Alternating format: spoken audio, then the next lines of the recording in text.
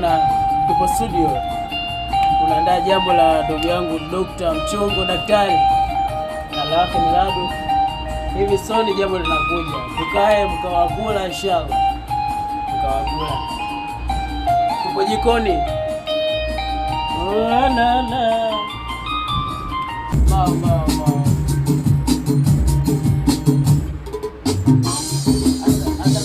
Kuna medude fulani ambayo inalia. Yaani nakuwa nitapiga mimi. Ana bomba au karnek. Nazo. Karnek.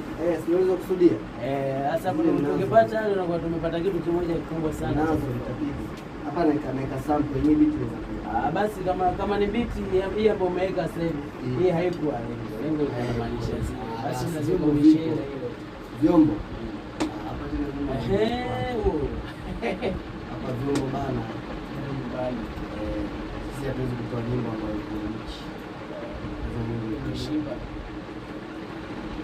Furaha hilo jamaa imefika.